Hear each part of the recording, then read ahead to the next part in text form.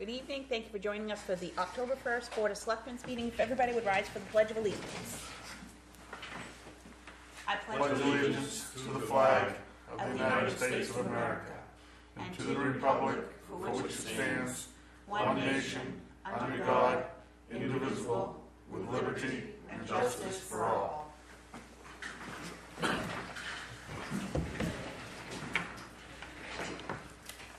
Moving on to announcements, just remind folks that the construction continues on Route 5 for the water main extension for the elementary school, and the traffic is mostly down to one lane there.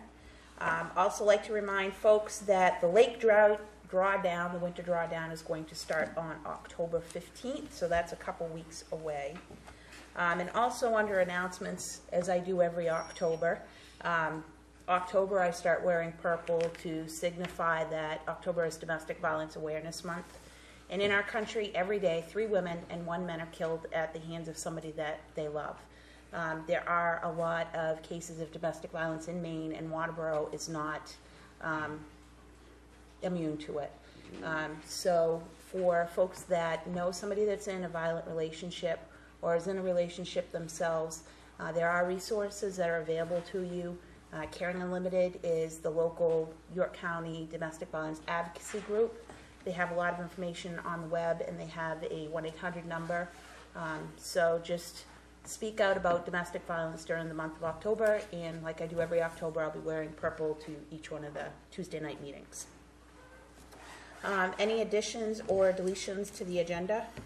Could I have an announcement also? Oh, sure. York County Head Start has openings in Waterboro for 3- and 4-year-olds. So if you qualify for a WIC program, you qualify for Head Start. So if you want your 3 or 4-year-old into a schooling type learning program, part of that is at home too. They'll come to your home and work with your child there, and then your child can go up and meet other children too at the Waterboro Center. So that's open. There's some openings there. If you're interested, I'll give this to Christina too. Please call 207-459-2965, and there's a toll-free number here, but the number I gave you is toll-free for Waterboro people. So I'm going to give this now to Christina, and if you're interested, call Christina at Town Hall.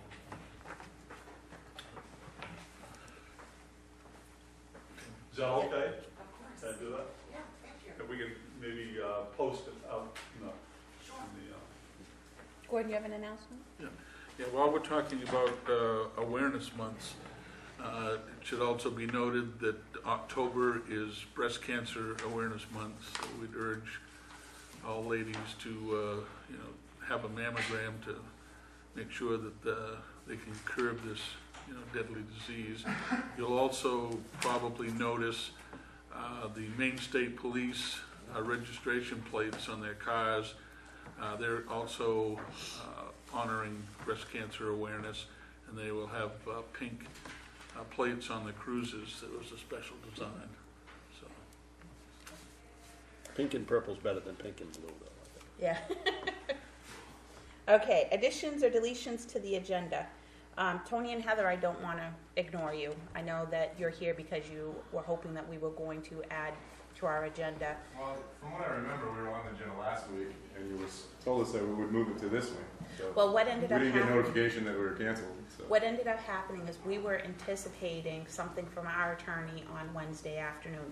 We didn't get it. Well, you did get it on Friday, though. Well, the Board of Selectmen. Selectmen. Tony, please let me. Okay. The Board of Selectmen did not receive that information until Monday. Gary was out of town Thursday and Friday. The attorney was made aware that he was going to be out of town, but she sent the email with the letter to him. So he did not get it until Monday and forwarded it on to us until Monday. That's why it wasn't on the agenda. Our cutoff for agenda items is on Friday afternoon, and so that's why and it's my decision to set the agenda. I did not put it on the agenda because we did not have the information that we were supposed to have. I understand you would like to have it added on tonight because you're eager to get this done, but I don't think that it would be fair to Mr. Thornton because a month ago, he was here and he stop you real gave quick. you the opportunity. Let me stop you real quick. First of all, you keep bringing up Mr. Thornton, which he has nothing to do with this. He really has nothing to do with this. Because he's my neighbor is the only reason he's even discussed this. I'm pretty sure this is to do with myself, my wife, and the town. Mm-hmm. And it has nothing to do with Mr. Thornton, my wife's grandfather. Yep.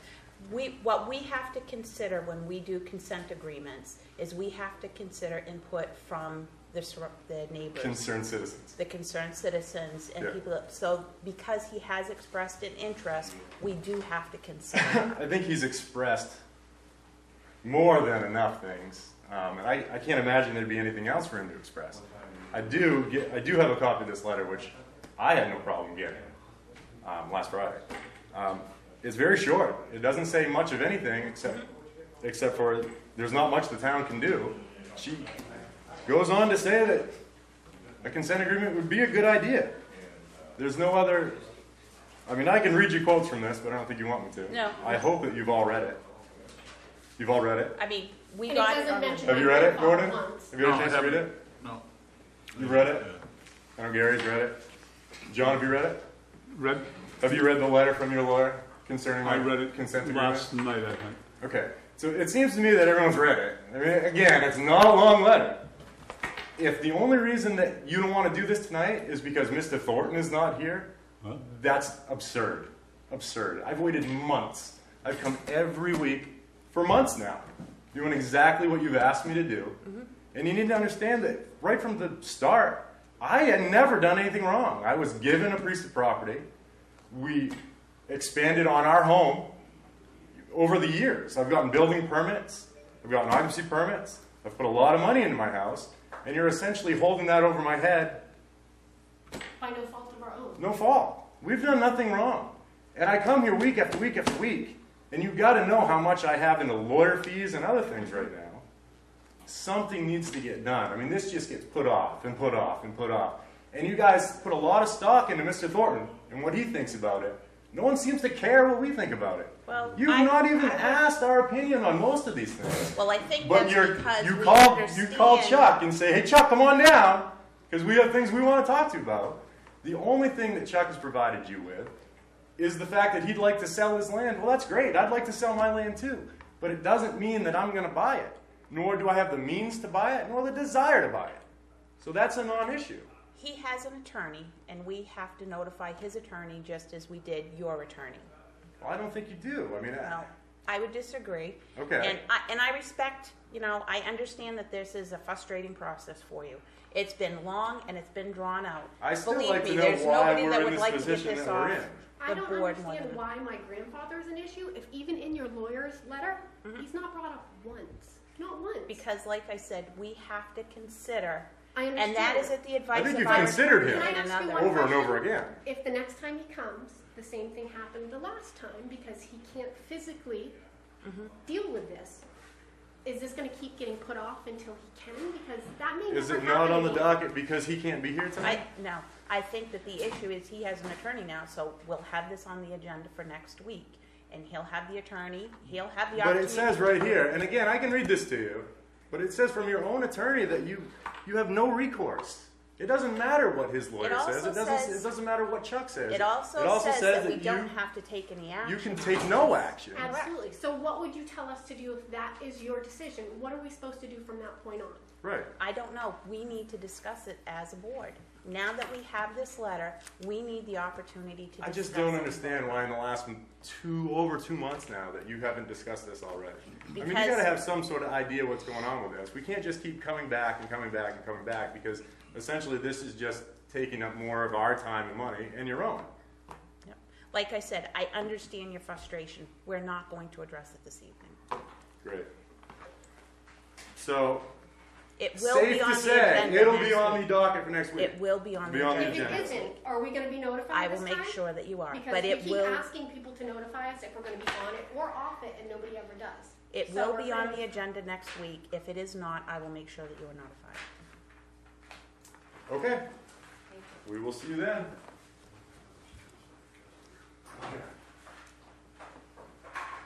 We have no appointments this evening. Hearing a delegation, any member of the public like to be heard? Okay, seeing none, move on. Our correspondence this week in our packets, we have the treasurer's reports, we have Representative Libby's newsletter, we have the Assessors Agent October calendar, and we have the Planning Board agenda for October 2nd, which is a notice that they'll be having a workshop tomorrow night. To get Jerry. Moving on, we have the Assessors Agent Discuss vote on abatement request. And in our packets this week, we had several abatement requests.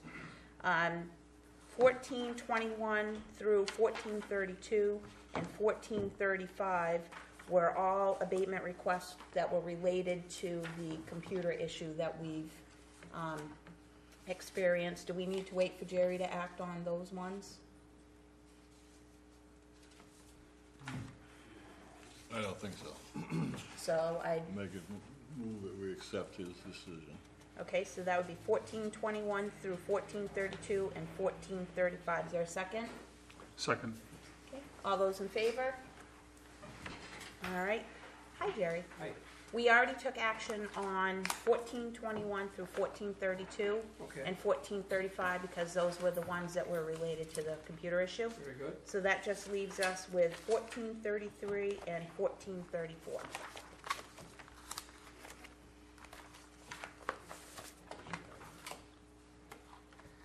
Fourteen 33. Yes, this land was not picked up in during the revaluation as being wet and part of a wetland area. I checked with code enforcement and we found that at least a third of the lot was not usable.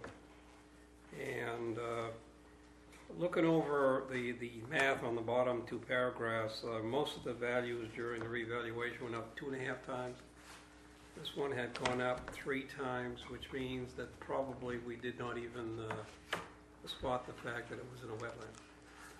So, having said that, recommending that the value be adjusted, abated. Is there a motion to, Discussion, yeah, I'll make a motion to accept the recommendation of the assessor. is there a second? Second. Okay, any discussion?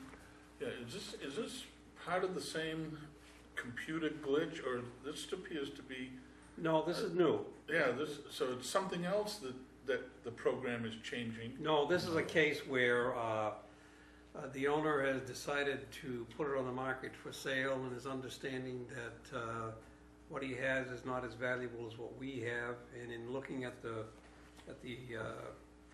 not the program, but the data we gathered during the reval, there was no mention of wetland at all. And normally we would mention wetland, cliff, this kind of thing. So he went all these years and never even paid that much attention until now.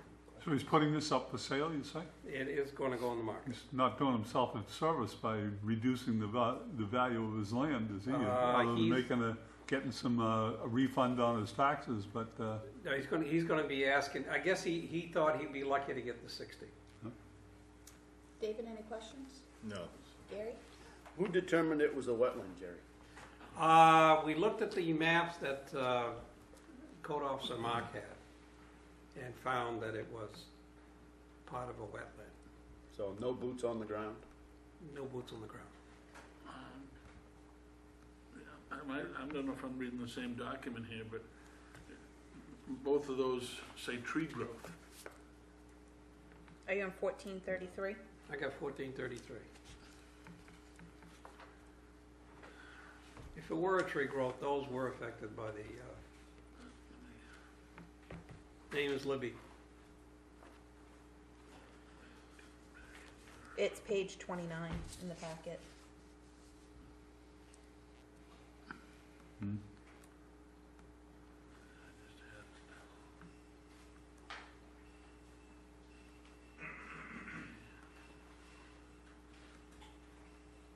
I've written that over.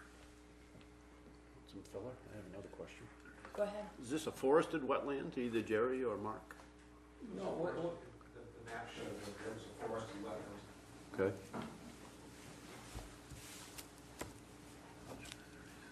Gordon, you all set? I'm on 33 now. It's Okay, page, that's the wetland.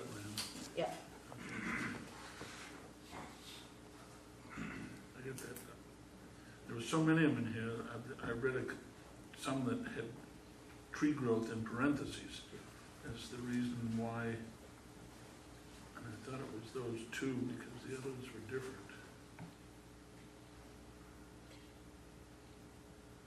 So, But it does show wetland in that, so I'm not gonna, okay, I found it. Number 27 has tree growth in it. so shouldn't, when somebody comes in and they're filing an abatement and they're saying that this is wetland, shouldn't we be going out and looking at that to verify it? Or how much stock are we putting into those maps? well, they're reliable to a point that, that we use them for assessing. And during the reval, we were using wetland map to determine if the lot had some. But at no time did we have boots on the ground during the reval to look at wetland unless it was an obvious thing. Mm-hmm. And this one was just overlooked, and when we focus on it, then we found that, well, maybe the guy is telling us the truth. We never picked it up, and all this time he was, I don't want to say penalized, but paid the price for not coming sooner. So have we gone back 3 years in No. this abatement? No request for 3 years. And we don't automatically do that unless the owner or taxpayer says so, you know. So this value would be back to the value in If 2007? it would have been done correctly and objectively, it would have, yes, it would have fit in with the values that we have in that particular area. Okay. Have our maps changed since that time? I don't think so. Wetland maps? They're old maps. They're older maps. They're old maps. We don't really have, well, not yet. So you're saying it was an error not spotting it, but when it was brought to your attention, it did show on the same maps that we used back in 2007? Yeah, the scale was different, but I think the scale that we used in Mark's office was maybe a little better. Where did we get these maps? Is this something that was put up by Southern Maine Regional? The maps that were in the office when I got here, Okay. they're not really new. They seem to be pretty well done. Okay. It doesn't just show wet, it describes what type of wetness it is. Is it pooling drain? Oh, Is gotcha. it a ravine? Is it a forested wetland? Is it, they're pretty specific on what type of wetland it is. Someone did a good job, I think. If they're 20 years old, things can change, drainage patterns can change with construction and so forth. I think we saw too, Gary, in the GIS, remember we had the wetland overlay on some of that stuff that Sewell was doing? Mm-hmm. Those are the kind of things that would be a very good tool for us in the beginning when we look at these lots, to put value on them, we'd have these layers that pop down, which we don't Yeah, have now. it's an even better tool to print that out in color and take it out on site That and too. take a walk. Yeah. Any other questions? So we have a motion and a second. All those in favor of the motion to approve the abatement? All those opposed? Okay, so we're good with that one? 4-0 or 3-1. 4-0. Okay. And then the next one is 1434.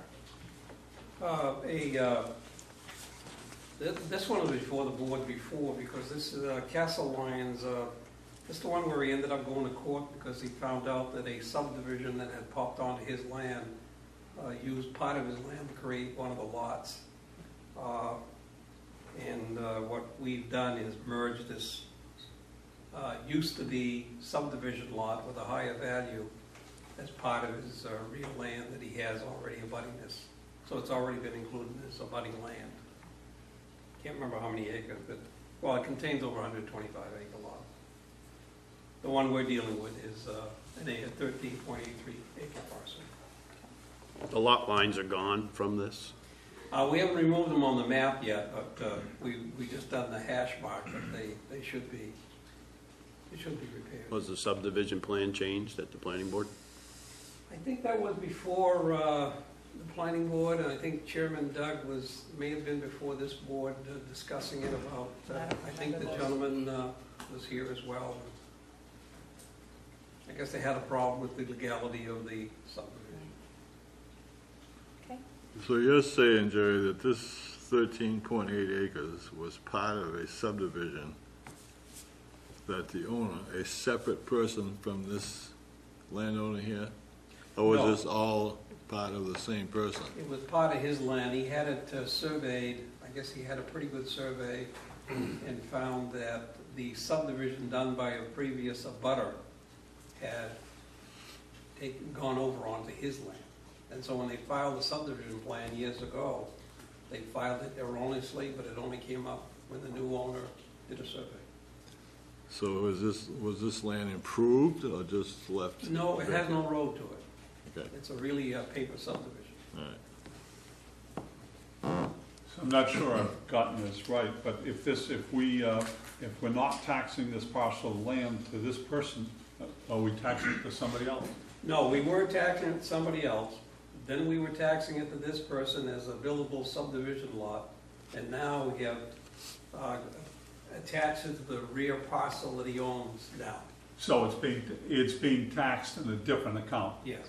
Okay, but we not just, it was subtracted from here, but added into the other, okay. I just want to make sure that we don't lose it. No, it's found a home. Okay. So we're gonna be faced with an abatement request from the prior owner of the subdivision who has been erroneously taxed on this. Well, they went to court, and I think it was decided by a court that it was not his, and I don't think he's around anymore. So I haven't heard a word. Okay. Gary? But yet the subdivision does exist? It went through planning board? Yeah, Okay. it was a signed plan and recorded. I guess there was a question of the land ownership, which didn't show up until now. It was a long time ago. Oh, I'm sorry.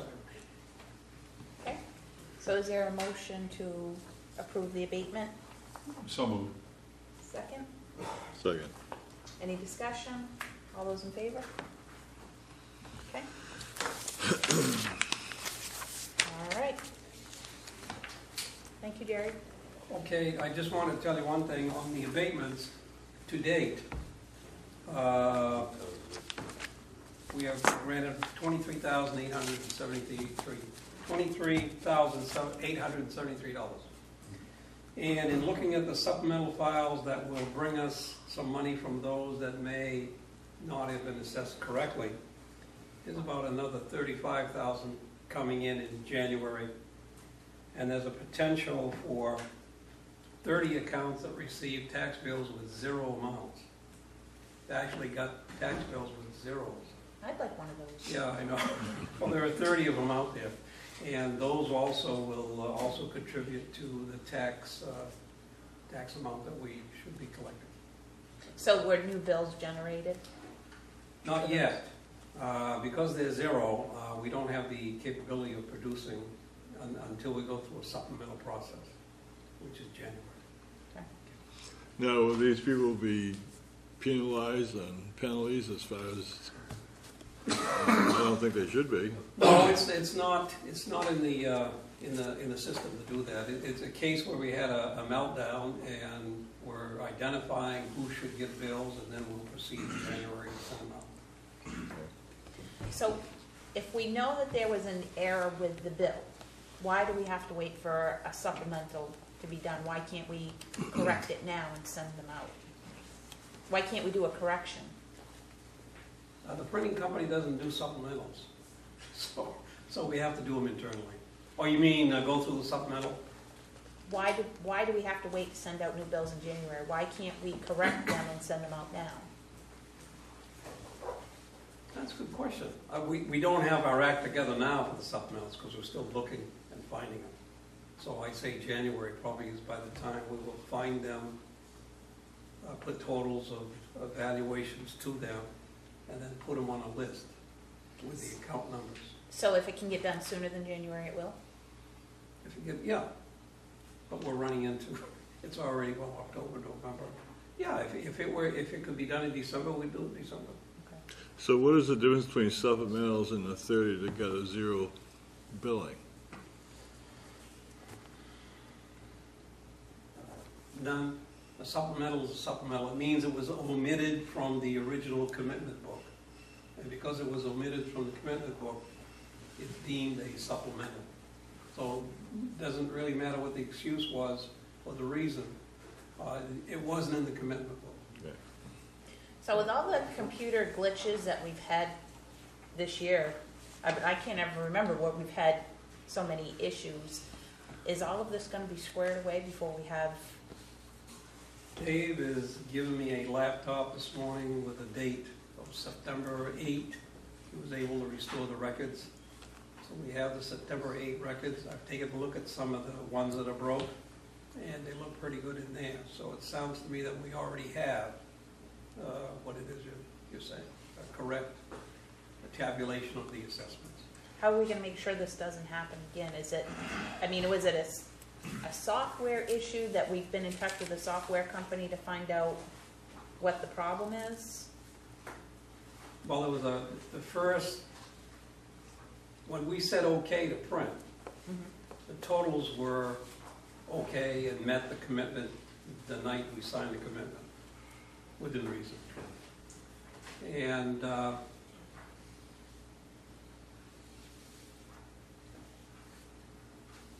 the day that we were giving the approval to MPX, which is in Portland, we ran another set of totals. And they weren't right, so we called them up and said, don't print. And we waited a few days and we did the totaling again. The numbers were probably a little closer. I think the way to avoid it would be is next year to print out the tax bills in a book form, which we can do a report form. Yep. And then scan it. I mean, scan to see if they're okay. They certainly would pop out with zeros. They certainly would pop out with anything that we would have in the computer as a test. So a quality assurance check is what needs to happen. Exactly. In other words, don't rely on the fact that grand totals are okay when we don't know what the actual accounts are. Madam Chair, Yep. that really doesn't solve anything. It just tells us that we still have the same problem that we had this year. It's got to be in the tablet. There's got to be a glitch with Trio, and they've got to look at it, and they've got to fix it. They're the ones that sold us the software. And that's the software we're talking about that's generating these lists. Is that correct? So they're the ones that have to fix it so that, I mean, Well, they think they told us in the first round, the reason why it was wrong is some of the accounts were tabulated in part of the system that could cause some failure when you say it's okay to print. But we've been doing this for a great number of years and we've never encountered this kind of a failure. So I think the next time we do it, either we try to upgrade the software or at least make sure the software is in good working order, and we got time to do that. But we don't want to go out again with the same system that we have now that can have a failure of the drop. So we know we've got a problem. Yep. David's helping to work it out, so we're not going to have this problem again. Well, yeah, we have the ability now to go right back to a week or two before the actual printing, and we have the correct software. We could go out today, well, we could, and go out and print them again. But we didn't know that. So we need to make sure that our software, that everything is correct. We need to get these supplementals, these 31s out as soon as possible because we're going to run into issues. I mean, that's a significant amount of money that we're anticipating to get us through the budget season. So we need to make sure that those get out as soon as possible. And we need to make sure it doesn't happen again in the future. No, great. This is all sound kind of vague to me. I mean, what I'd like to see is a nice short report. Here's the problem. Here's how it's gonna be fixed, you know, and have it report, maybe a combination, but have something written out and give it to us in a month or whatever, but have something there in writing. And if it's in writing, then I can ask questions better. And if you gotta put it in writing, I think you're gonna understand the problem better. I get a feeling that no one understands the problem particularly, because you're not getting across to me what it is. And if you're not getting it across to me, then you're not doing a good job of teaching it. If you're not doing a good job of teaching it, I'm not sure it's clear to you. So I would like to see something in writing. Here's the problem, here's how it's gonna be fixed. I'll consult with Dave, and we'll involve Trio and see if we can't find the exact part that got broken. Okay, sounds good. All right, thank you. Next on the agenda is code enforcement officer to discuss ladder auto sales.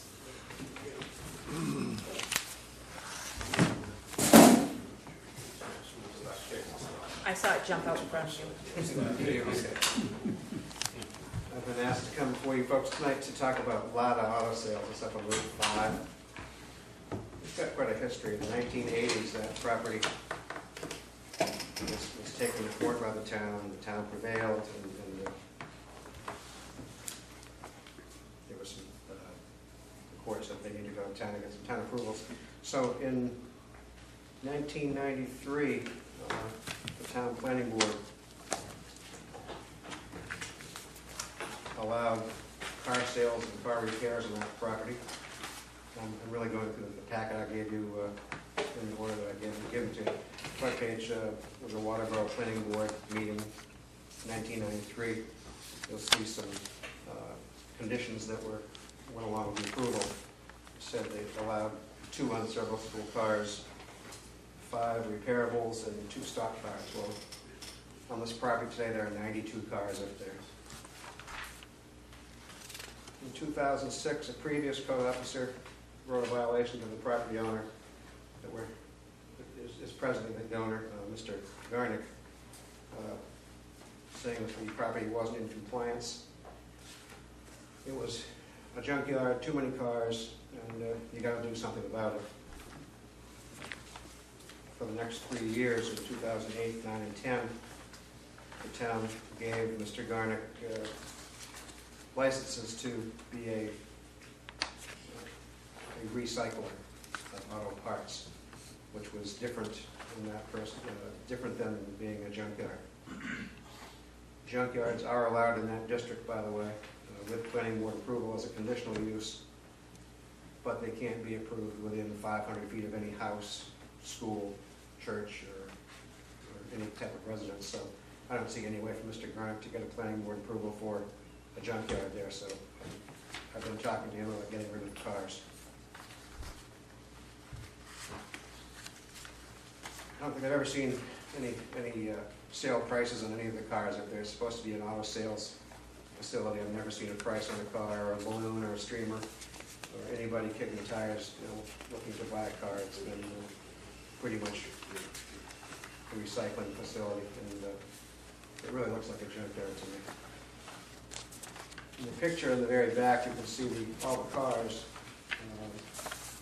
I'm really here tonight to talk about the mobile home more than the cars. There's a mobile home out back that's been cited as a structure that needs to be torn down years ago. It's still there. And in July of 2012, my first summer here, last summer, Mr. Garnick came to me, wanted me to sign his recycler's license, and I said, no, can't do it. I said, this is the last season you're going to be operating this recycling facility, and something needs to be done. So in writing, in the middle of the packet, there's a letter from me to Mr. Garnick, said no later than September 11th, the cars will begin to leave the site. The permit shall be obtained to demolish the mobile home or burn it with the approval of the fire department by November 1st, 2012. To require general ongoing cleanup and including fencing. Needless to say, none of that happened. In September of this year, I wrote the owner of the property a letter reviewing the history of the property. Pointed out that last year we made, the Mattons, we made concessions, trying to be pro-business and try to give him time to clean this property up and time to take the mobile home down. Nothing's happened. I had to resort to these measures, I told him, but we've got to do it. Mr. Garnick responded to me last Thursday, toward the end of the day, in writing, and I quote, he says, "I'm planning to have the mobile home removed by November 15th. It says, please work with me on this time frame. I think I've worked with him long enough. It's been 12, 14 months. So, in short, I would like to begin the proceedings to have this building declared a nuisance or an unsafe structure. There's two ways to do it. Under the building code, which is really a local law or a local ordinance, I can do it under section 115 where it talks about unsafe structures. You can just declare it unsafe and order it torn down. If it doesn't get torn down, we file a complaint in district court. There's a longer procedure that was really geared up for towns that didn't have code officers or code folks. It's a Maine Revised Statute 2808, which insists that the municipal officers declare an unsafe structure and causes us to have advertisements in newspapers 3 weeks in a row, and it's more cumbersome. I think the quickest way to do it would be to go through the building code, declare it unsafe, and I honestly think it's going to come down. He could have it down in about an afternoon with an excavator and 2 roll-offs. And they could just grab a hold of it, squeeze it, throw it downstairs, and be gone. So I would leave it up to you folks. Would you rather have me declare it as an unsafe structure in the building code, or go through Natalie? And I'd rather not spend any more money on attorneys than we have. Yeah, I mean, my preference would be to do it under the building code. I think that, you know, the documentation is here that certainly he's been notified that there's an issue here enough times that it should have been taken care of by now. I don't see whereas an extension at this point is necessary. I think it's long overdue, and I agree that if we could do this under the building code without having to incur legal expense at this point, that would be my preference. Yeah. There's 2 issues here, really, isn't there, Mike? The trailer and then the cars. Right. Okay. I would agree with Tammy on the removal of the trailer. Do it locally under our own ordinance. I don't know if you want to agree to 11/15. I mean, he's had over a year to remove it, and he hasn't done it. Time frame, what do you think? Like another 45 days, really, when he's had That's- over a year. That's 11/15. Yeah, 45 days But is, 30, 45 out, whatever you folks. I would, I wouldn't go any more than that. I'd use his 11/15. Okay. You know? Now, the issue of the cars and licensing, I mean, he's in violation of that also, is he not? What? The cars, the sales of cars or whatever, I mean, he's got 80, 90 cars up there. 92 last I counted a couple weeks ago.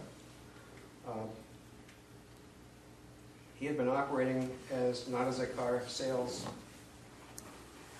facility, but he'd been granted permission by the town for a number of years to be an automotive parts recycler. And those licenses are in your packet that he got from the town repeatedly. I refused to sign it this year. And, Which was in July, right? which was in July, and I called the state to make sure that he wasn't working with someone else's license, and if they weren't going to. I didn't want to have that form show up and have them sign it with someone putting my name on it. I wanted them to be sure that we weren't going to sign it, we weren't going to have that. In August, I talked to him about it. His brother-in-law wanted him to go into business with him down in Buxton on Route 202, which used to be Route 202 trailer sales. Before that, there was a junkyard there. perfect combination for the two of them. He wants to do car sales, and Victor likes to do his repairs of repairable insurance cars. Victor hasn't been around much for the last 2 weeks. I went there again today when I took these pictures. I wanted this to be a current photo. He wasn't there again today. I think he's spending more time down there, but as far as the cars go, like I said, junkyards aren't allowed use in that district, but he won't be able to get the permit from the planning board because the facility is too close to homes. Yeah. So what process are we? Car sales would be approvable. You could have car sales there. And you could go back to the planning board, amend that 1993 approval to maybe include 20 cars. The board not too long ago approved a car sales facility at the corner of Route 5 and Garland Hill for CIA salvage. There was no limitation on the number of cars that could be on display there either. So I think I really need to get an answer from Mr. Garnick what he wants to do. There's a lot of allowed uses in that district. He owns the property. See what he wants to do. I'd like to see it get rid of all the cars and do something else or sell it. He talked about selling it. Well, it seems that the town has given him all kinds of leeway here. Yep. That we should set some parameters that you will meet these conditions or you're out of business. I agree. You know, I mean, it's been 2 or 3 years and nothing's done. I mean, he hasn't spun a wheel to improve his situation. So it's been 7 years. When did he go before the planning board to get He didn't. change of use? Mr. Frechette went before the planning board in 1993. Yeah, February, that's the, Van Foglio was the code officer, and Wayne, and that's when they specified 2 stock cars, 2 unserviceable cars, Right. and no more than 5 repairables. So who, that was 20 years ago. yeah, who along the way allowed him to have To that get where he is change today? to a recycling thing, if he never went before the planning board to get a change of conditional use? How did that There's happen? been a lot of code officers signing a lot of paper in that file. It's about that thick. I pared it down to this. And this is what I thought might be a brief discussion tonight, but So if there's- But- I guess I my don't know. question is, if there has been so much interaction with the code enforcement officer, and I know that you'll have to draw upon the past code enforcement officers, because you're not responsible for this, but if there's been so much interaction, how did they allow it to go from essentially 5 and 2 and 2, 9 vehicles to 90? okay, that was, all I can tell you is in 06, the previous code officer cited him for an illegal junkyard and too many vehicles. And at that point, Mr. Garnick and the code officer decided that this wasn't a junkyard. It was an insurance salvage pool, and that they were selling, that they were automobile recyclers selling parts. They weren't junkyards, it wasn't a scrapyard, it wasn't a junkyard as described by Maine law. And somehow it morphed into 90 vehicles. But that license ran out this past July, right, or in before? July. So he's been operating without a license since July and has done nothing to satisfy the town's Right. guidelines. So I think it's time that we take a bite. Oh, yeah, I agree. Yeah. And if the town has to go to court to hire a wrecker and remove all them, we're gonna do it. When the license ran out in July, I started to talk to him. We're about 60 days away from the expiration of that license, and I'm essentially told him that he needs to tear down the building, he needs to do something about the number of vehicles. So we take action. What, tell me the process of where you go from here. What's the steps? Tearing down the building is is the simplest thing. It's an old mobile home that the roof has collapsed, and you could really throw it into a dumpster in about an hour with a large excavator with a thumb on it. Well, I guess The question about the cars. when he asked here to give him until the middle of November, November 15th on this. And, you know, I guess if the feeling of this board is, no, we're not gonna wait till November 15th, we're gonna get started right now on this. And if it takes us a couple of months to go through the process that we need to in order to either fine or whatever we do, and he gets some of that stuff cleared up, he could short circuit that. I guess I'm wondering, what can we do right now to put him into high gear and not give him a delay on this? Just say, we are started on this right now. You better get started getting rid of getting the cars out of here and the trailer out of here. Yeah, well, we can do that. Okay. So what would the process be? A letter to him, can we find him? This isn't criminal, so it's civil issues, and it's very slow moving through the court system. It's horribly slow through the court system. You need to give someone a reasonable time to respond to your demand or to your order. I gave him that letter in July 26th. But if we said, okay, we're gonna kick in a fine, a daily fine, and the fine will start on November 15th? We can't And, say that, the judge can. We can ask the judge to say Okay, that. we can ask the judge to do that. And then basically tell him, you bet, if you're going to court on this, you'd be able to show the judge that you've made some substantial progress in this. Yeah. It's gonna take some work. I can get it done in the next week. This isn't a new one.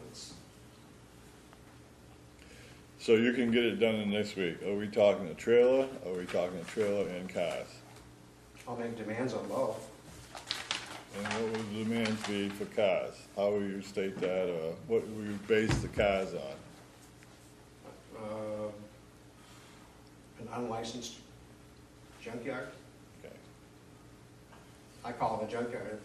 I can't call it a recycling facility with a straight face. That's why I brought this up in the first place. Yeah. That's why I refused to sign the license this year. It just looks like a junkyard, it smells like a junkyard. It's a junkyard. And if that's the case, Mark, what's the maximum number of cars that he can have if he's nothing in terms of auto recycling? He has to come back before the board if he wants to continue business there in any form, doesn't he?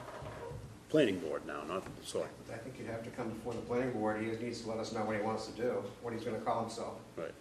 And an auto recycler, does that have a maximum limit of cars on site per state statute? So the planning board would have to specify that. We don't have any regulations that say where they can be. There's no requirements for landscaped buffers. There's no requirements for the cars to be set back a number of feet from the numbered highway. There's no standards really of any sort. They just list in the ordinance allowed uses, and it's up to the whim of the planning board where cars can be, how many you can have, and can you have two stock cars. As part of the conditional use that they would grant, right? They can't issue a conditional use to this property owner for a junkyard because it's within 500 feet of Right. 3 different residences. So the important thing is the planning board in their conditions could issue, let's say, an automobile recycler or whatever the term would be. They can put the conditions on number of cars on the property as part of their I would think so. approval. And they could condition it to say that they need to be out behind the building, adequately screened, Right. protecting the neighbors with screens, trees, vegetative buffers. So that's going to be up to the planning board. Mhm. If he chooses to go to the planning board, he might just take all the cars and go away. Now, you've walked the property, Oh, yeah. you haven't seen any oil spills or anything like that? These aren't all wrecks. These are things that got in Fender benders and, fender benders, and they've come from insurance auctions, and he fixes one up every 6 weeks, and I don't know where it goes, but he has some pretty nice cars he works on. If you walk around the property, the stuff out front, there's not much junk there. There's some pretty nice cars that just need You might have a $10,000 car that needs $1,000 worth of work. You'll sell it for 15 or 16 when it's fixed, is my understanding. That's the nature of the operation. It's not really a junkyard. But I can't call it an auto recycler either. It's not like LKQ Auto Parts where you call up and get a generator. The select cars he's gotten at a good price in an auto auction. He's just not taking all the cars from a certain insurer. He must have a state recycler's license, right? He did until July. The town had given him one every year until July. That's the one that Mark wouldn't sign. So I think, Isn't he required to have one from the state as well? It's the state one that I had to sign, Oh, or okay. Patty had to sign. Okay. so I think you get the feeling that the board is I get the wanting to feeling be the board pretty is firm on this. pretty serious about getting something done here. So how about you report back to us next week? You can just be in writing in our Sure. packet, just what actions you've taken to date and keep us informed. Sure. Okay, You good? all right. Thank you. Thanks, Mark.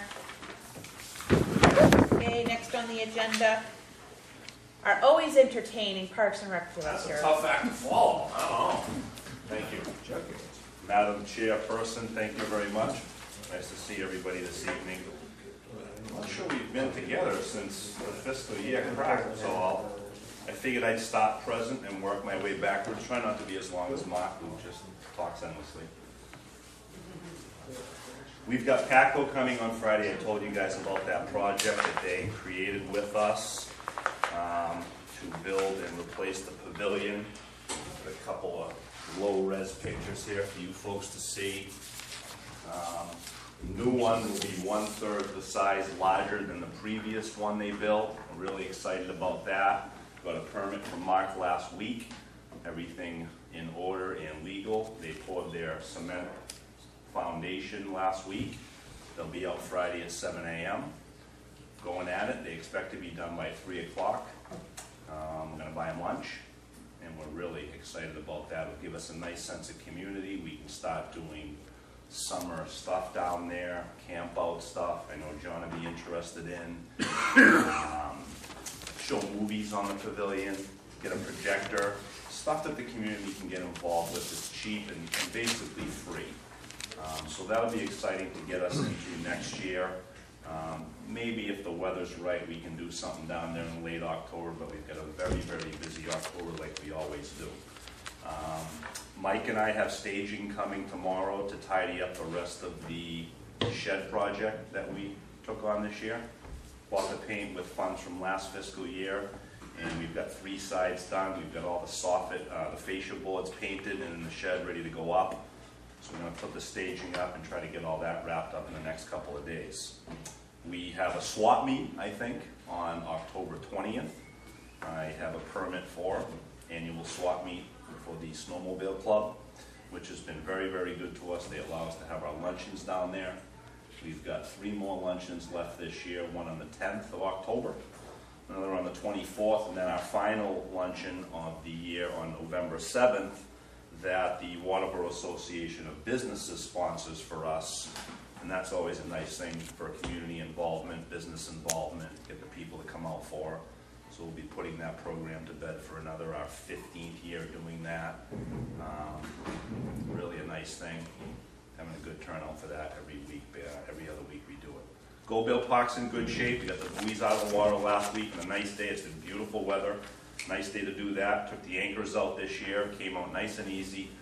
We established a new anchor system last year that worked out really good. We used tie downs to link 4 cinder blocks together, and they held up pretty good. Managed to get them out of the water, which was nice. And doing a few things with Lake Arrowhead this year with their swim system, they have some nice anchors that they're going to potentially give us a set of them. So we're going to tinker with a few things with regarding the buoys at the boat launch. They've got kind of, I don't know what you call them, but they're anchors basically.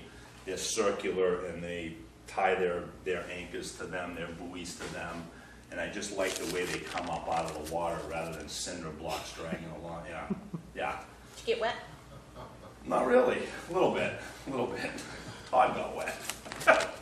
The benefits of being the I boss. saw him on the land, pulling him in, I said, you thought He was in the water like 10 minutes after that. You missed the good part. But we still got people swimming down there. We've got an active person that swims down there all the time in a wetsuit. I don't know her name, but she asked me a few times what the length of the buoys was. She can do the math, and she jumped in the water the day we took them out and did her laps all the same. So water quality down there, it looks fantastic. I haven't tested it. I'm not sure the Lake Association has.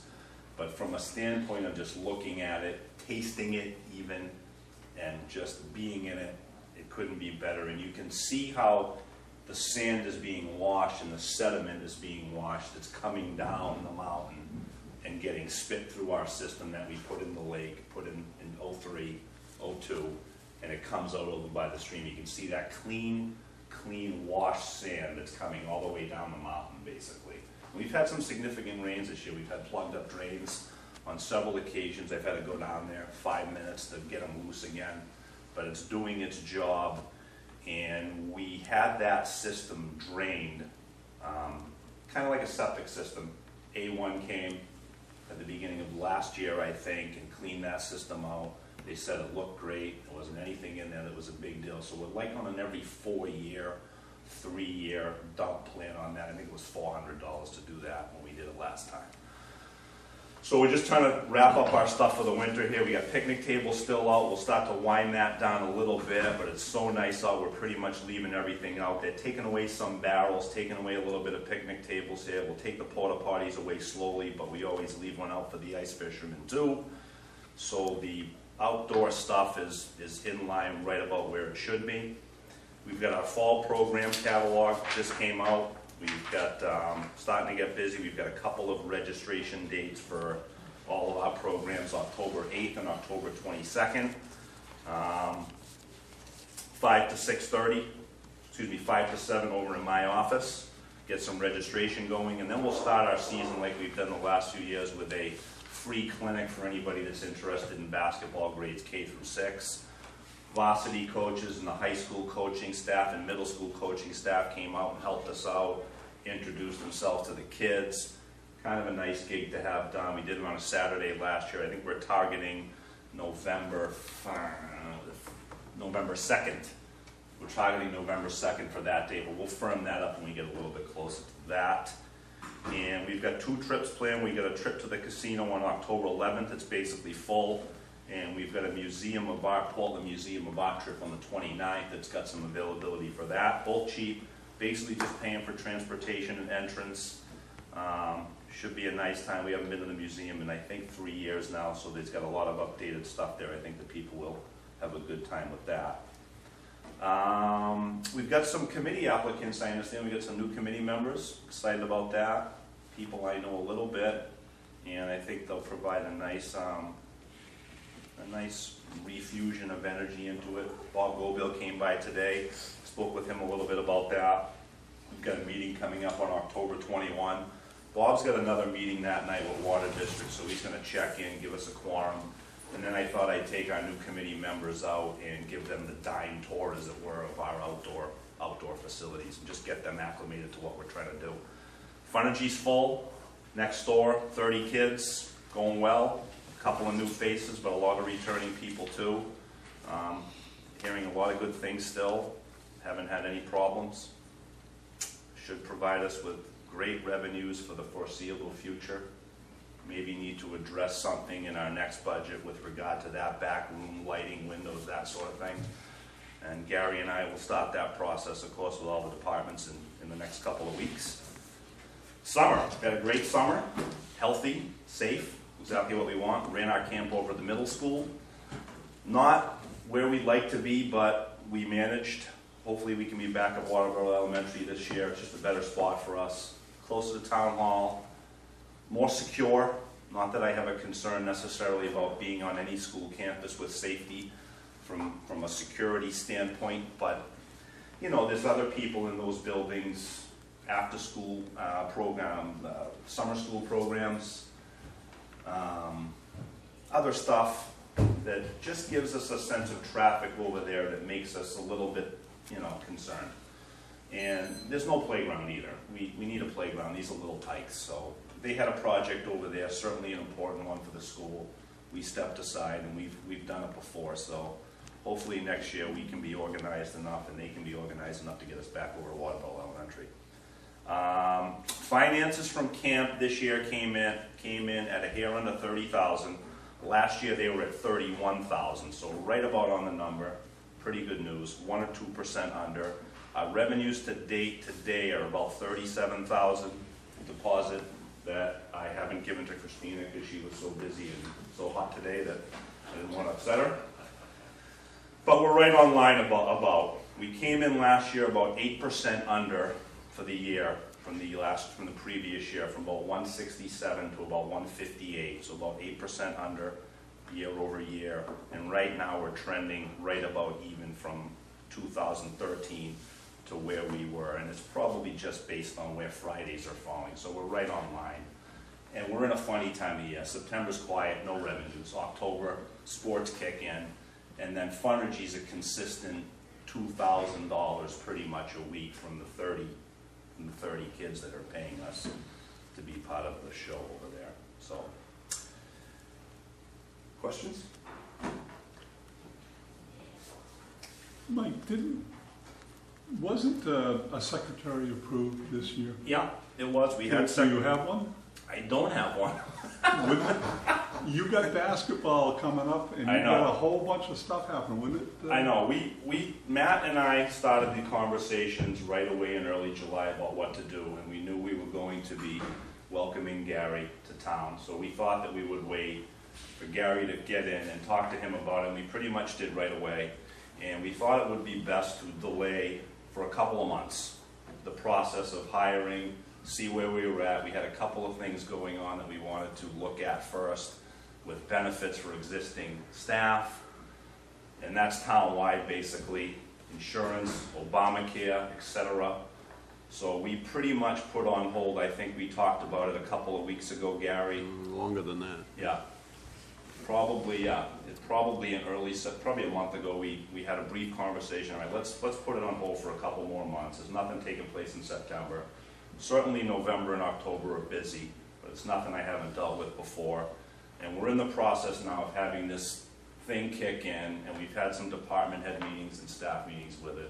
So it's on the plate, but I think for Matt and myself and Gary felt, and I think we kept Tammy in the loop too, that we were going to delay that process, maybe until the beginning of January, something like that, or I'm not sure we set a date to it, but kind of just letting things progress here with where we're at for now. Maybe sooner than that, and some of this other HR legal matters that have been going on, we thought we wanted that to subside as well before we moved on, so that was part of it. How is your equipment, Mike, as far as? Doing good. Mike really takes care of our stuff very, very well. We've had a couple of glitches with the machine, belt problems, wrong belt. We spoke, I think, David, you and I, on a Thursday, some concerns about getting the Taylor house ready because they were doing a lot of stuff. And I told Gary today, we have had more projects outside this year, not projects, stuff happening on our parks and fields this year than we've ever had before. We had a martial arts demo down at Friendship. We had an autism fundraiser at Friendship. We had a family reunion at Friendship. We had a concert at Lions Field. We had a Cub Scout thing at Lion. We have had more this year. And maybe it's a sign that the economy isn't where it's at and people are trying to fundraise and do different things, but we've been crazy busy with field use stuff. So cutting it's been busy. It's a busy year. We had the machine go down, and I know the Taylor House has been doing stuff on weekends. We've been trying to cut that on Thursday. Spoke with Bridget a couple of times about it, had you call that week. Had a belt issue, couldn't get us a belt, pretty much went right down to the wire, but Mike, we got it done. So we had a couple of issues over here. The machine broke down one day over here too.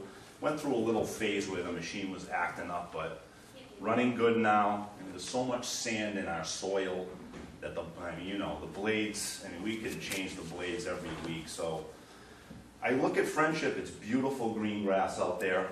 Haven't watered it. pretty much since July. So that's kind of the standard bearer that we like to look at and say, wow, this looks great. The soccer field, not so much. It gets a lot of direct sun.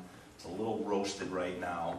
We're gonna get into aerating that soon. We gotta rent an aerator, plug that whole field. But soccer's in there right until early November. And it's busy down there. So we're fighting against some things. Lions too, always been tough to take care of that with football on it this time of year. We go right from softball into softball, more softball, and then football season now. And there's kids, I mean, every night, 5:30 to 8 o'clock under the lights down there, trying to squeeze as much practice as they can. Cleats. I mean, playing football on a baseball field, we're having a tough time taking care of Lions right now, so. Something else, folks? Thank you very much. All right, thanks, Mike. Thank you, Mike. All right, moving on, Selectmen's reports. David?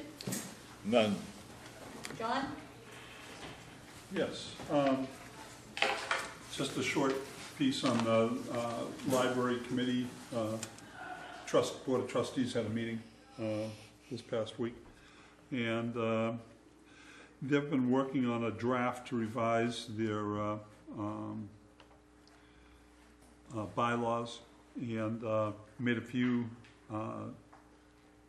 changes there that are in step with the revised charter, and they're coming up with the plans for October 2nd silent auction through November 13th, so they're doing that again.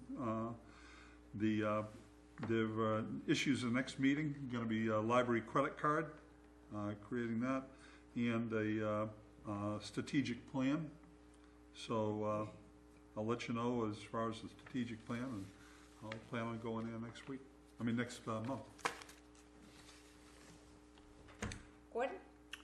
I'd like to take this opportunity during this to apologize to my colleagues on the board for not making the goal session last Thursday night. I had a family matter that I had to take care of, and I won't go into that at all, but the chair was nice enough to give me a reminder, although I didn't see it until after 8 o'clock, and by then I would not have made it back here in time. In fact, I think you probably were out of here by then. But I just wanted to apologize to my fellow colleagues, that's all. All right. Town Administrator's report. Be extremely brief. I learned today that probably there will be only one pay requisition for the water project when it's completed, so that will be good. And I would assume that they could be done by the end of next week. There shouldn't be much paperwork with that. And the only other thing with me is I'm going to be at MMA the next 2 days. John Gale's going up. Fire chief has decided not to go with everything else going on down here. So I'll be back here on Friday. I'll see you Thursday night, some of you Thursday night at the legal seminar. Okay. All right, new business, discuss vote to approve renewal of a pawnbroker's license for Waterboro Pawn and Gold. In your packets, we have the information from code enforcement and the fire department that the inspections were done. Christina also followed up with the sheriff's department to make sure that there were no complaints, and we had the criminal history record run, so everything appears to be in order with that. So what's the pleasure of the board?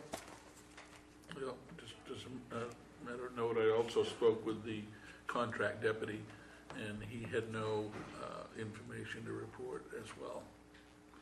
So that in mind, I will move that we approve the renewal of the pawnbroker's license. Is there a second? I'll second that. Any discussion? Then on the back page, it says on the notes, no extinguisher available in customer front area and obstruction found near electrical panel. Has that been corrected, or is that? I think we had something that afterwards said that a lot of it had been corrected while they were there. Yeah, there was Okay, I might have missed that. I think it's from Mike Frazier. Actually, Mike Frazier was there before Matt.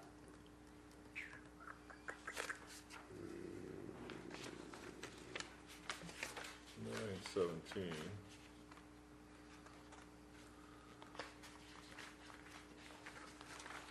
don't think we know if those have been taken care of.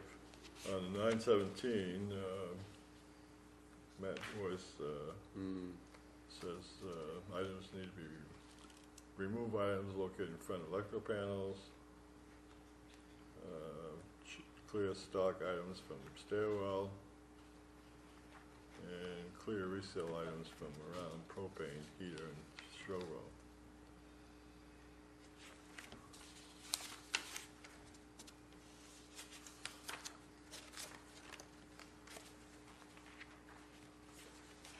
Or you could, if you wish to approve this, you could make it conditional that those get cleared up. He doesn't get it until he does that.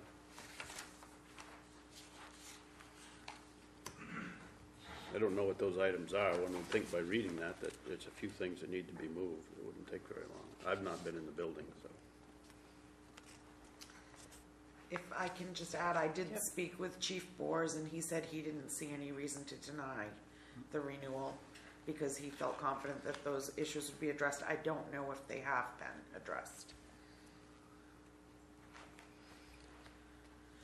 Well, I'd make a motion that we approve this license on the condition that those have been corrected and somebody checks it. All right, so we had a motion already. Oh, we from- did? Okay, I'm sorry. From John. So would you be willing to? I'd be willing to amend? add that piece, yes. And Gordon, would you be willing to? Yes. Okay, so the motion is to approve it pending the corrections Of the that are 3 items. necessary as noted by the fire department. Yeah. Any further discussion? All those in favor? Okay.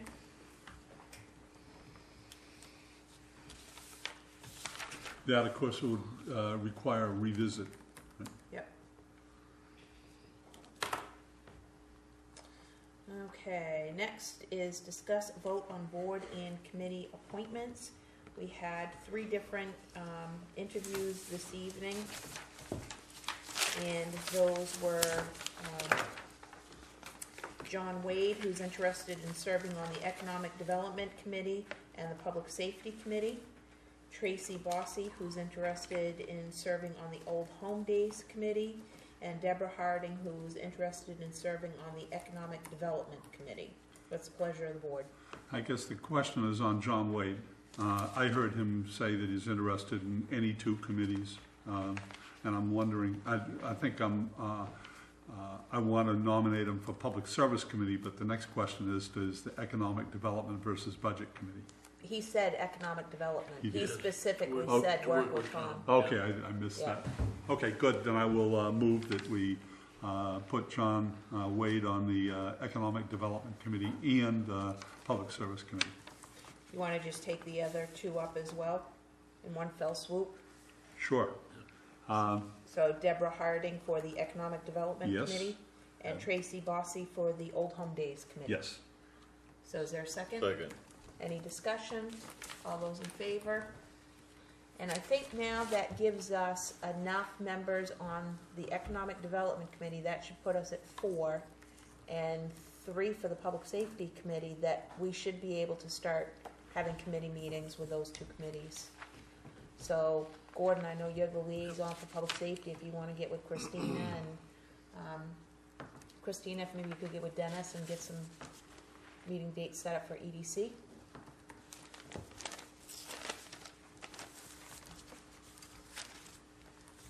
And that'd be great to get those 2 committees back going. Next on the agenda is discuss outcome of goal workshop and set a date for the next session. So in the packet was just a write-up on the goals that we came out of the meeting with, first draft. So what we'll need to do next is set up another meeting, verify that these are the goals that we want, and then come up with our task to accomplish the goals. And we can either do that on a Tuesday night after the meeting, or if we want to come in on a Thursday night again. Myself, I like coming in on a separate night from the Selectmen's meeting, because I think we're a little more Yeah. refreshed. Yep. I think it's long when you have a workshop after the meeting to do that. So, what's the next couple Thursdays look like? Well, we've got the 10th or the 17th of October. I won't be here the 10th. How about the 17th? Looks good. 17th? Gordon? wait a minute, I gotta change months here.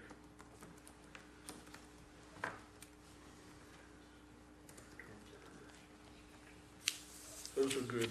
Okay, so October 17th, we'll schedule our next goal meeting. And if anybody has any comments on what was prepared, if you could just send them along so we can have any revisions that need to be made for that meeting, we can get that squared up. Is that at 5 o'clock or what time? 5 o'clock, Yeah, 5 o'clock would be great. Fine with me. okay?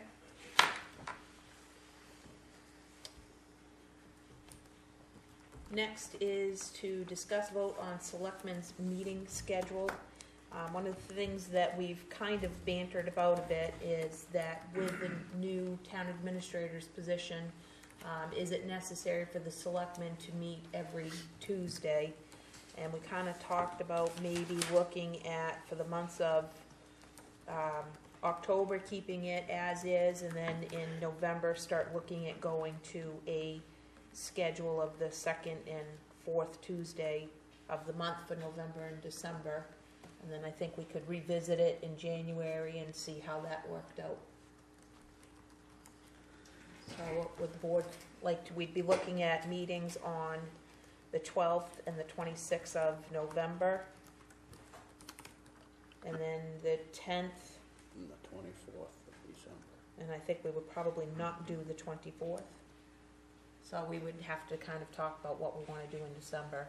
Because we've got, and I think we fell this way last year too. Christmas Day and New Year's fell, and we just came in and signed bills, and we don't even need to do that this time around. So do we want to at least say for the month of November, we'll do our meetings on the 12th and the 26th.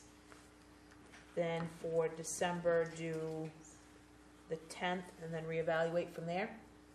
If you need another one, probably do the 17th. Yep. Of December.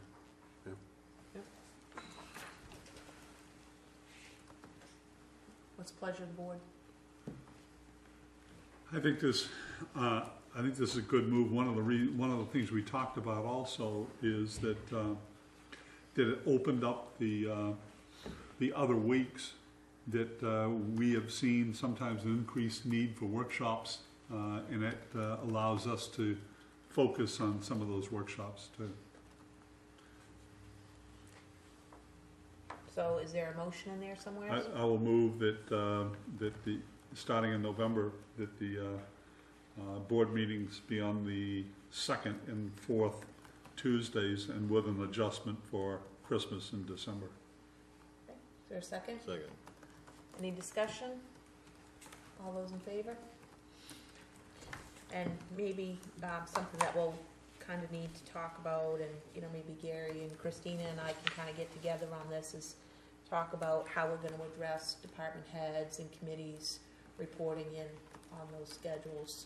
So we'll get together and kind of hash that out, make a proposal. We also need to splash this hot and heavy all October to the Yep. public, and Dave will help obviously with that, with the website, and we just need to talk about it every week, I guess.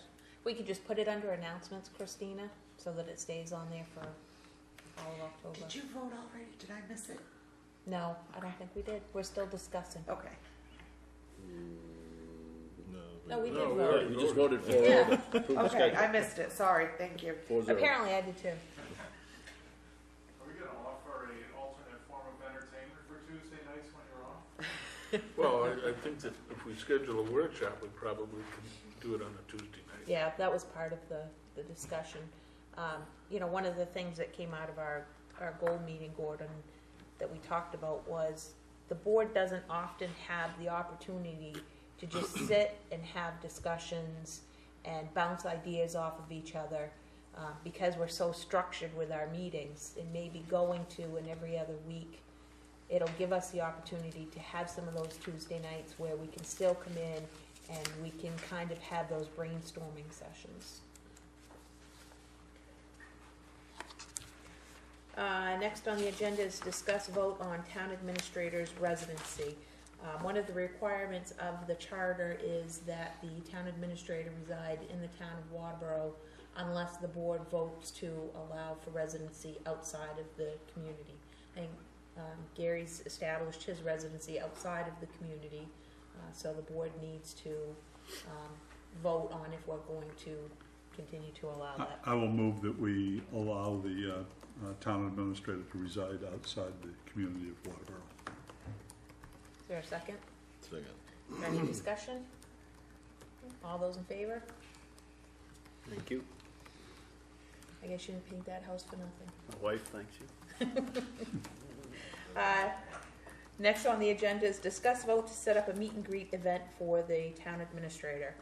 Gary's been in place for a couple of months now, and one of the things that the board has talked about doing is having a social where Gary and his wife could kind of come back in a laid-back setting and allow the folks of the community to come in, meet him, and we have a couple different options that we could do. I checked with the snowmobile club. We could use the snowmobile club. That would be free of charge. They have a kitchen facility, so we could, if we wanted to serve some light refreshments, I think that was kind of one of the things that we talked about doing. I have a call into Woody's to see what it would entail if we wanted to do something there. If we did something like that, then we could, if people wanted to have some beverages or whatnot, they could be responsible for purchasing their own beverages, but of course we would probably want to still look at providing at least some light appetizers and whatnot, so I'll get a cost on what that is. The other option that we have is we could potentially look at the Historical Society and the Grange Hall and doing something at the Grange Hall, or we could even do something here. I think getting outside of Town Hall might be a little bit more inviting and allow for a more relaxed atmosphere, so I certainly wouldn't suggest Town Hall. No. So what are some, oh no. Come on, just a thought. WAB is having its annual meeting November 4th, and we're excited to be inviting all of you as well as Gary. I don't want to take the place of what you're trying to do, but it would be a nice. Yep, usually we get an invite, so. You do, and generally you don't. It's usually, but that's I because would it's say usually that. on Tuesday, it's usually on Tuesday Well, nights, we that's do that why. on purpose, because we don't want to. Yeah. Exactly.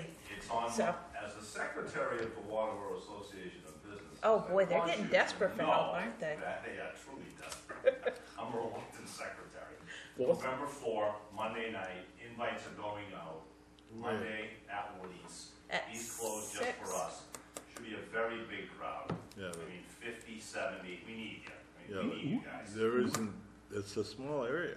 It is, it's all us though. Right. We've done, it might be a buffet this year. If it's menu orders. What's the we'll date have on that? November 4. November 4th. Monday night, November So 4. At 6? That's the first Tuesday of the month, right? No. No, it's Monday. Monday. I mean, Monday, oh, okay. Yeah. November 4, there couldn't be a Monday in front of it. So we're excited to have Gary there if he's available, and it would be, a place where he'd be, bumping up against. Oh, that'll be The nice big- for the business community, but I think Yeah. we also want to do something for the Okay. citizens as well to come in. So, Gary, is there one night of the week that works That's right, better for Gary. you and your wife? Not Thursday. Not Thursdays. And time? She's starting a job next week. I think she gets out at 5 in Kennybunk, so she can come in a few minutes after we start, but she'll be there. Or not 2 a.m. So if we did something, say at 5:30 to let you wrap up what was going on here. Yep. Give your wife an opportunity. Yep. Is there a preference from the board on location, or, I like Woody's. I mean, it'll be dictated by cost, of course, but, and I Yep. guess we should check with the guy that has the checkbook and see what our What, budget is. snowmobile club is handicap accessible? Yes, yeah. yep, there's a ramp that goes up in the back. And how about the Historical Society, Grange Hall, is I that? don't know. I'm about not the sure. range. Can you put a ramp out back? On the Grange? I Yeah. don't know if they did or I not. don't know if It it got is. to it yet. It is. It is?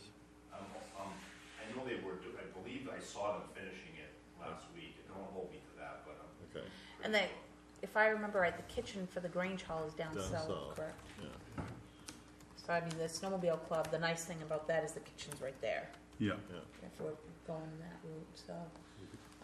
If you want, we can just put this off till next week, and I'll get a cost from Woody's, and then we can decide if we wanna do Woody's or the snowmobile club, and set it for not a Thursday, Woody's, I hate to interrupt, Madam Chair. but you're going Woody's to. is only going to be available on Monday to you unless he says, sure, come on in, we'll just do it with the usual you know? Yeah. Because he's open. I mean, you're gonna Right. have to do it on a Monday where Corey goes, yeah, come on in, I'll open for you folks. So the Thursday piece, I don't think that's going to really help you, right? No, Thursday we night, got- he's not, he's Gary's out. not available. Okay, Thursday is out. okay, so you're trying to do it on Monday. Catch up, I'm Mike. gonna leave, I'm gonna Yeah, walk good out. idea. When I leave. Good night.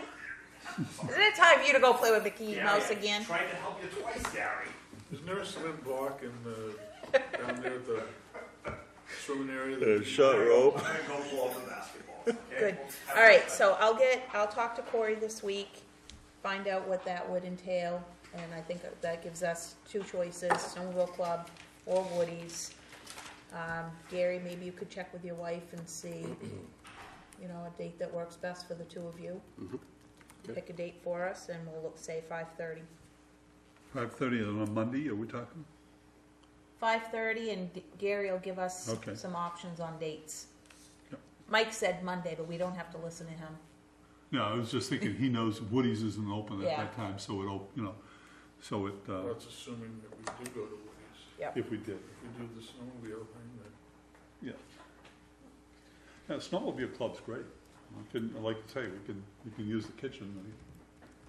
I'm assuming we wanna You may pick a make a Monday few through hors d'oeuvres. Thursday night, so. you can make meatballs. Yeah, John's famous spaghetti sauce. I do things other than spaghetti sauce. too. All right, so we'll have that on the agenda for next week. We have no old business. Under other, we have a motion to approve the minutes of the September 24th regular meeting. So moved. Second. All those in favor? Pending decisions, discuss making policy changes relative to the use of social media. I know that there's been correspondence now back from the attorney's office. Are we ready to discuss that, or Gordon and Gary, do you need to hash that out some more? Wasn't a whole lot there. No. And what she and said. Quite frankly, I'm not happy with their response. It doesn't even focus on an element that we were trying to have included in that, because it specifically just mentions employees. And I guess there would have to be some type of definition as to whether or not a committee member is an employee under that particular policy. Because- Yeah, that was an issue. Yeah, that was an issue there. Plus, I don't think that it was definitive enough in the area of specific things that need to be prohibited, like the, I mean, I think that was just overly vague, and I don't know if it would stand a test if it were to go to a court because of the vagueness of it. So you two need to discuss more before we have that on. Yeah, she didn't have a lot of comments, so I think we could wrap that up fairly quickly. Yeah. Probably not this week. But, you know, the caveat to that was that there was, I guess, a disclaimer, if you will, that we could accept or reject, you know, some of the suggestions that they had, so. Okay. And then the town charter change to establish public works. Work in progress.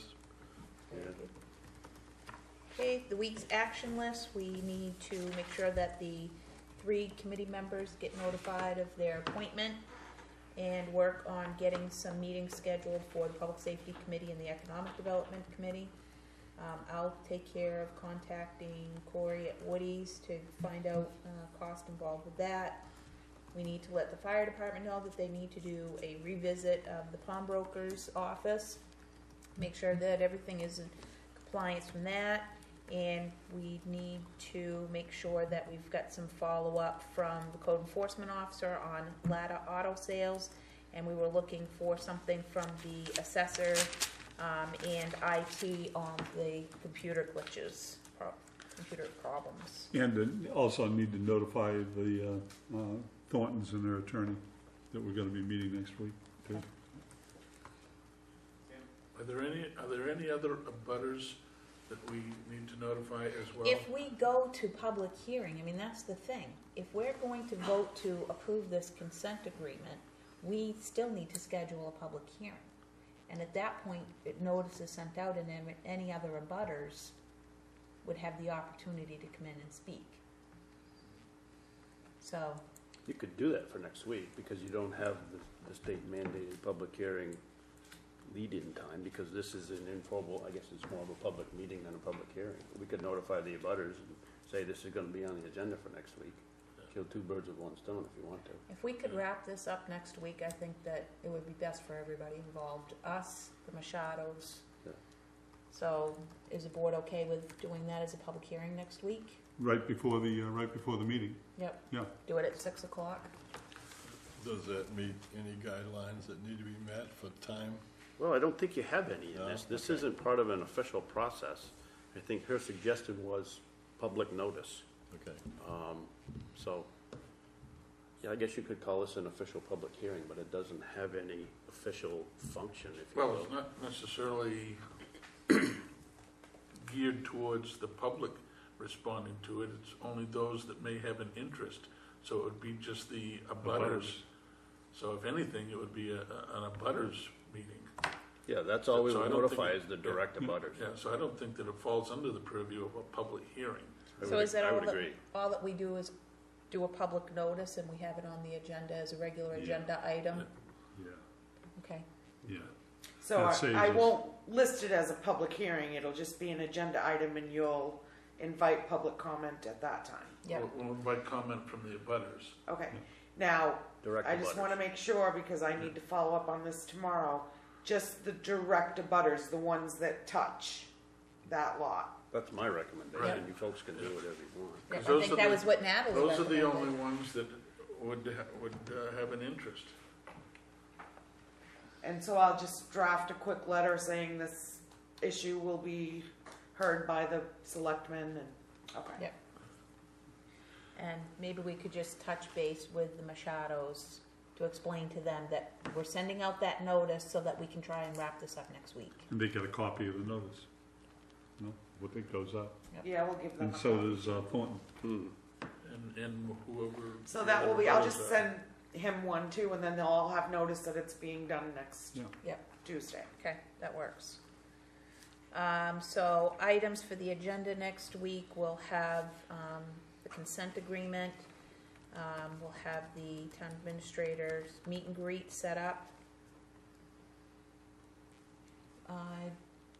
David?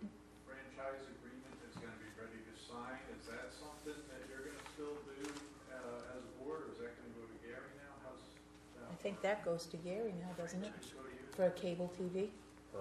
Sure. Yeah. Bring it on. Some light reading, no doubt. Oh, yeah. The selectmen are still dealing with any changes to policies and ordinances though. Yes. Yes. This is just a multi-year contract, Yep, right? yep. It's a Okay. renewal, some minor changes. I can go through it. Anything else for the agenda? David, did you have something? So just, you know, we in the new franchise are going to be able to set up something similar to this at the fire station. And a lot of meetings are held over there that the public would be interested in. It will also be good for the fire department to be able to record training that they can replay for members. So we're going to start looking at, you know, getting that set up because Time Warner is obligated to maintain any existing fiber. And when I did some research over there, I actually found fiber rolled up to the building, so they have to take care of it. Right? Awesome. It's a good detective. Yeah. Okay, so reminders, we have Wednesday, October 2nd at 6 p.m. is the planning board, Town Hall's workshop. Thursday, October 3rd at 5 p.m. is Conservation Commission. Also October 3rd at 6 p.m. to 8:30 p.m. Some of the selectmen will be at the Jensen Bar Gardner Henry Municipal Client Seminar in South Portland. Monday, October 7th, we have the Community Garden Committee at 5 p.m. at the Old Town Hall. Tuesday, October 8th, at 6 p.m. we have the Selectmen's meeting, and reporting will be the Old Home Days Committee, Saco River Cable TV Committee, and the Cable TV Committee. Wednesday, October 9th is the Road Review Committee. Thursday, October 10th at 11:30 a.m. is the Senior Luncheon. Saturday, October 12th at 8:30 a.m. is the Cribbage Tournament at the Old Town Hall. Monday, October 14th at 6:30 p.m. is the 12-Town Group here at the Town Hall. And Tuesday, October 15th is the Selectmen's meeting at 6 p.m. with reports from the Road Review Committee and the Road Commissioner. And with that, I would entertain a motion to adjourn. Madam Chair? Oh, yep. If I could, just for one moment. I'd like to praise the town manager, the town administrator, and the IT director for their due diligence in preserving the security of this facility in a recent incident where they stopped a theft of monies from the, the Coke Fund, if you want to, for lack of a better descriptive term. I just think that, their due diligence around here needs to be commended. Absolutely. Great planning. Very good detective work, too. Thank you.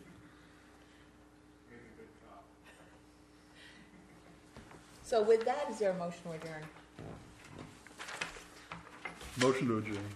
Second? Second. All those in favor? Good night.